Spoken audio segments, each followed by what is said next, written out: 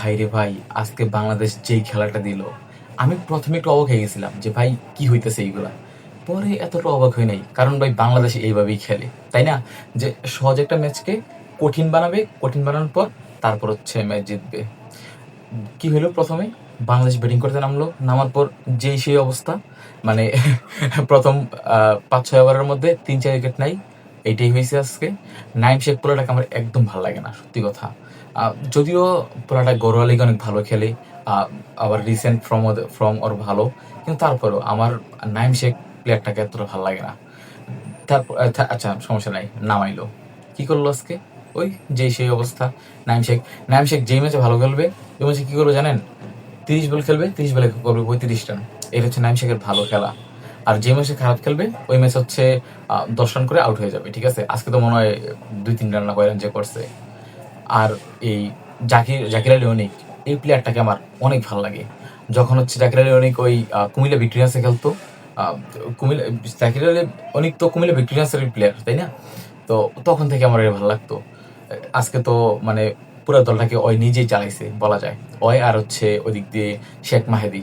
ঠিক আছে, শেখ মাহেদি যদিও ওই প্রপার ব্যাটসম্যান না, বাট তারপর আজকে অনেক ভালো খেলছে। আর পাকিস্তান টিমের ভাই রে ভাই, ভাই মাশরাফ ভাই, এই পলায় কি শুরু করছিল! এ যদি আউটটা না হইতো, এই ম্যাচ কেউ জিতে পারতো না, ঠিক আছে? এবার হচ্ছে আরেকটা ব্যাপারে আসি। এটা হচ্ছে লিটন দাসের ক্যাপ্টেন্সি।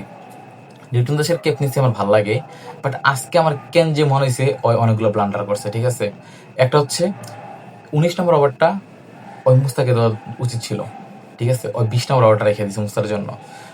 ভাগ্য ভালো যেটা ওইটা ক্যাচ হয়ে গেছে, নাহলে ভাই এইটাও আউট হয়ে যেত। মানে এটাও 6 হয়ে যেত, ঠিক আছে? তো আমার কাছে আমি আমি একদম শিওর ছিলাম যে ১৯ নম্বর ওভারটা ওই মুস্তাকে দিবে, বাট ওই দিছে ইয়াকে, রিশাদকে। রিশাদ তো আসার পর ভাই একদম যাচ্ছে একটা অবস্থা, 6-4-4-6 এমন অবস্থা, আমি অনেক ভয় পেয়ে গেছিলাম। দেন সমস্যা নেই, লাস্টের ওভারটা দিল মুস্তাকে। দেওয়ার পর প্রথম বলে 4। আমি তো ভাই শেষ, যে ভাই এবার তো এই মানে এই ম্যাচ আর কেউ জিততে পারবে না, ঠিক আছে? প্রথম বলে 4, তারপরে মনে হয় আর 9 রান না করে যে লাগতো 5 বলে। একটা 6 মেরে দিলে শেষ, বলের রান একদম সমান সমান হয়ে যেত। বাট মানে যা হওয়ার তা হয়ে গেছে। 6 মারতে গেছে, ক্যাচ দিতে হচ্ছে। যদি ক্যাচটা না হইতো কি একটা অবস্থা হইতো!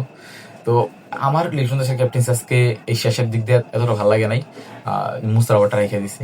আরে ভাই মানে কি করতি তুই যদি মুস্তা যদি ১৯ নম্বরটা মুস্তাকে দিতি, দেখতি যে শেষের ওভারে ২৫-২৬ রান লাগে, ওইটা নিয়ে তো রিশাদ হোসেন করে দিত, ঠিক আছে? বাট তুই ১৯ ওভারটা রিশাদকে দিয়ে করাইলি, দেন ২০ ওভারটা তুই মুস্তাকে দিলি। এটা আমার ভালো লাগে নাই। আহ, তারপরেও পাকিস্তান টিমের জন্য শুভকামনা। আজকে অনেক কষ্ট করছে, বাট কি আর করার, আজকের দিনটা এদের জন্য না। বাট আজকে অনেক ভালো খেলছে পাকিস্তান। মানে ভালো বলতে ওই সেন্সে যে মানে যেখানে এই ১৫ রানে ৫ উইকেট ছিল, ওইখানে রানটা একদম শেষ হওয়ার পর্যন্ত নিয়ে গেছে খেলাটাকে, তো ওই সেন্সে ভালো বলতেছি। But as a team wise Pakistan আজকে মোটেও ভালো খেলে নাই। বাংলাদেশ আজকে মোটেও ভালো খেলে নাই। আর ক্যাচ মিস করছে, এই যে পারভেজ হাসান ইমন ক্যাচ মিস করছে, ফিল্ডিং মিস করছে। তো টিম ওয়াইজ কোনো টিমই তেমন ভালো খেলে নাই। আজকে খেলাটা জিতছে হচ্ছে ইন্ডিভিজুয়াল পারফরমেন্সের কারণে। লাইক এদিক দিয়ে জাকির, নাইম শেখ, আর ওই দিক দিয়ে সরি মেহেদী হাসান, সরি মেহেদী, হ্যাঁ, আর ওই দিক দিয়ে হচ্ছে এই ফাহিম আশরাফ, এদের জন্য। যাই হোক, শুভকামনা পাকিস্তান টিমের জন্য, বাংলাদেশ টিমের জন্য শুভকামনা।